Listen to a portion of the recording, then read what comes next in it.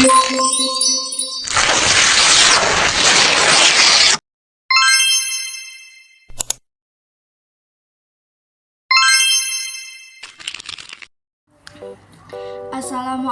warahmatullahi wabarakatuh. Perkenalkan, nama saya Anissa Agustiani. Di sini saya akan menjelaskan sedikit materi tentang demokrasi. Berikut beberapa contoh demokrasi. Jadi, demokrasi itu berasal dari dua kata dalam bahasa Yunani, yaitu demos yang berarti rakyat dan kratos atau kratein yang berarti pemerintahan. Jadi, demokrasi ini dapat diartikan sebagai pemerintahan rakyat. Berdasarkan pandangan Abraham Lincoln, demokrasi adalah suatu sistem dari rakyat, oleh rakyat, dan untuk rakyat.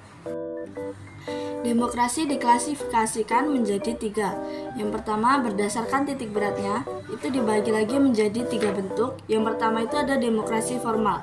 Demokrasi formal itu adalah suatu demokrasi yang menjunjung tinggi persamaan dalam bidang politik. Yang kedua, ada demokrasi material, yaitu demokrasi yang dititik beratkan pada upaya menghilangkan perbedaan dalam bidang ekonomi.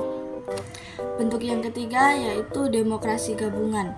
Demokrasi gabungan itu adalah suatu bentuk demokrasi yang mengambil kebaikan dan membuang keburukan dari demokrasi formal dan material. Klasifikasi demokrasi yang kedua yaitu berdasarkan ideologinya. Jadi berdasarkan ideologinya ini dibagi dalam 2 bentuk. Yang pertama itu ada demokrasi liberal, yaitu suatu demokrasi yang didasarkan pada kebebasan atau individualisme.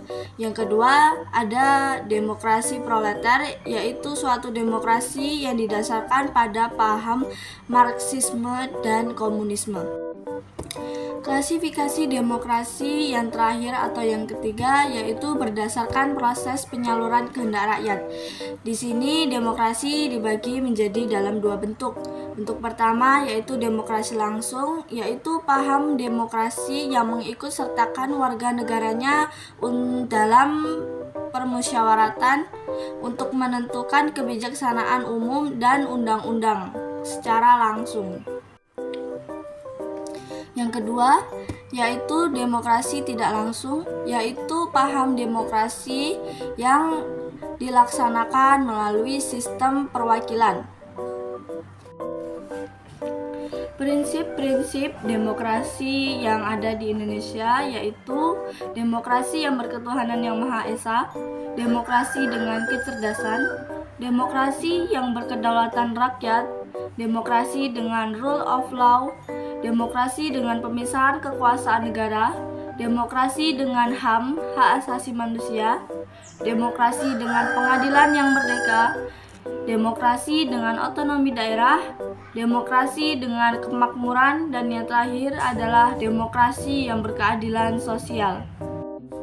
Jadi tujuan demokrasi secara umum adalah untuk menciptakan kehidupan masyarakat yang sejahtera, adil dan makmur dengan konsep yang mengedepankan keadilan, kejujuran, dan keterbukaan.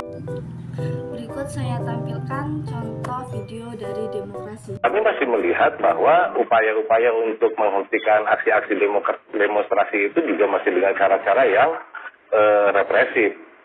Yang paling dekat kita bisa lihat apa yang terjadi di Banten kemarin. Bagaimana kemudian, di Tangerang. Bagaimana kemudian ada mahasiswa yang diperlakukan dengan cara yang menurut kami brutal gitu, dibanting dalam hal ini dalam kegiatan tersebut. Dan kemudian cukup dengan meminta maaf. Tetapi apakah kemudian proses berikutnya dilakukan atau tidak?